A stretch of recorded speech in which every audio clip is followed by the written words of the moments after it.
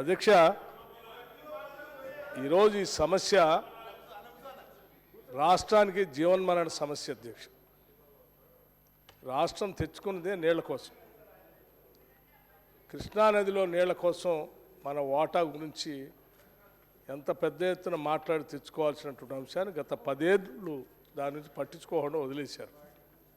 కనీసం ఇప్పుడైనా కాంగ్రెస్ ప్రభుత్వం అధికారానికి వచ్చిన తర్వాత ఇటు ముఖ్యమంత్రి రేవంత్ రెడ్డి గారు, అటు మా ఇరిగేషన్ మంత్రి ఉత్తమ్ కుమార్ రెడ్డి గారు ఆ నీళ్ల కోసం, ఆ నీళ్లపైన ఉన్న వాటా కోసం, ఆడ ఆల్రెడీ కట్టి ఉన్నటువంటి ప్రాజెక్టుల కోసం, నడుస్తున్నటువంటి ప్రాజెక్టుల కోసం, కట్టబోయే ప్రాజెక్టుల కోసం నీటి వాటా గురించి వాళ్ళు పాపం తప్పించి వాళ్ళు ఏదో ప్రయత్నం చేస్తూ ఉన్నారు.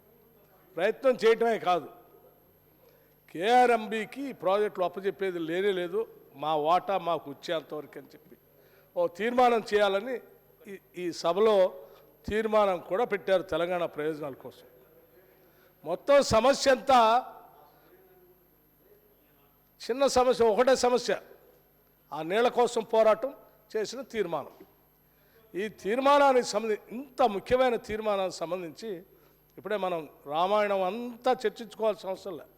కట్టే కొట్టే తెచ్చా, వారది కట్టాడు, కొట్టాడు, సీతమ్మని తెచ్చాడు, ఇదే మొత్తం రామాయణం.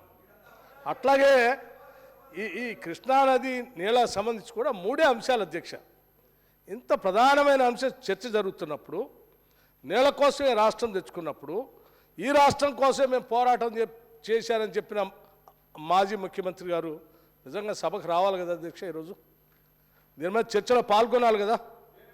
మీరు చేస్తున్నటువంటి పోరాటానికి నా మద్దతు ఉందయ్యా, తీర్మానం ఏకగ్రీవం చేద్దాం, పోదాం, ఢిల్లీ పోదాం చెప్పాలి కదా.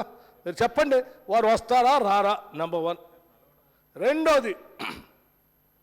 అతి ముఖ్యమైనటువంటి అంశం, మీరు ముఖ్యమంత్రిగా ఉన్నప్పుడు, ఇరిగేషన్ మంత్రిగా ఉన్నప్పుడు మీ దగ్గర కార్యదర్శిగా పనిచేసినటువంటి స్మితా సబర్వాల్ గారు ఆ లేఖ రాశారా లేదా చెప్పండి, రాశారా లేదా చెప్పండి. రెండో అంశం, అరే అది ఈ రెండే కదా ముఖ్యమైనవి. ఇక మూడోది అతి ముఖ్యమైనది, మేము పెట్టిన తీర్మానానికి మీరు సంపూర్ణంగా మద్దతు ఇచ్చి మేము చేసే ప్రయత్నానికి మీరు బాగా చేస్తూ ఉన్నారు. మా వల్ల కాలేకపోయింది, మేము తప్పులు చేశాము, పొరపాటు అయిపోయింది, మీ తీర్మానానికి మేము మద్దతు ఇస్తున్నామని చెప్తారా లేదా? ఈ 3 కదా. ఈ 3 వదిలేసి ఓ కథలని చెప్తే ఉపయోగం ఉంది? ఈ 3 మీద సమాధానం చెప్పండి హరీష్ రావు గారు.